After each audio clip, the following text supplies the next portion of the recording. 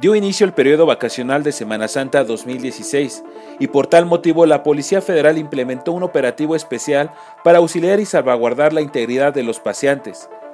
Los elementos policíacos se desplegaron en todas las carreteras del país, cubriendo 40,000 kilómetros con 8,000 elementos y 4,000 vehículos para asumir la labor de informar y orientar a los vacacionistas. En el caso de la carretera México-Toluca, en el kilómetro 24, aquí hay un punto de revisión que cuenta con casi 100 efectivos policíacos junto con 30 vehículos, además de un puesto de urgencias médicas de la Cruz Roja.